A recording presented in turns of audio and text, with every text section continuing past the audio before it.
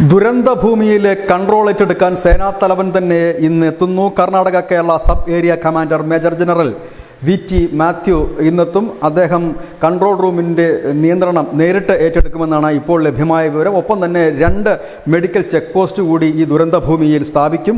2 unit സേന തിരുവനന്തപുരത്ത് നിന്ന് പുറപ്പെട്ടു കഴിഞ്ഞിരിക്കുന്നു. മദ്രാസ് മറാത്ത റെജിമെൻറ്റിൽ നിന്ന് 140 സൈനികർ കൂടി വയനാട് എത്തും. പാലം പണിയാനുള്ള ആർമി ഗ്രൂപ്പിൻ്റെ എഞ്ചിനീയറിംഗ് ഗ്രൂപ്പിൻ്റെ വിദഗ്ധരടങ്ങി 70 അംഗ സംഘം എത്തുന്നു. ഒപ്പം തന്നെ ഈ കാണാതായവരെ കണ്ടെത്തുന്നതിന് വേണ്ടി സ്നിപ്പർ ഡോഗുകൾ ദില്ലിയിൽ നിന്ന് എത്തിക്കും. അതുപോലെ തന്നെ 3 ഡോഗുകളെയാണ് ഇവിടെ എത്തിക്കുന്നത്.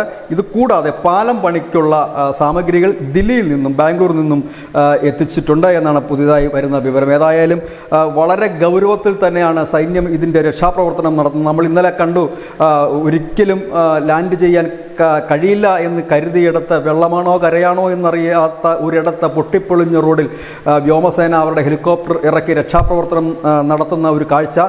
അതിന് തൊട്ടു പിന്നാലെ ഇപ്പോൾ Karnataka Kerala sub area commander major general തന്നെ രംഗത്തെത്തുന്നു. അദ്ദേഹം തന്നെ കൺട്രോൾ യൂണിറ്റിൻ്റെ ചുമതലകൾ നേരിട്ടെടുത്ത് നിയന്ത്രിക്കുന്നു എന്ന് പറയുമ്പോൾ സൈന്യത്തിൻ്റെ പൂർണ്ണ നിയന്ത്രണത്തിൽ രക്ഷാപ്രവർത്തനം പുരോഗമിക്കുന്നു എന്നുള്ളതാണ്.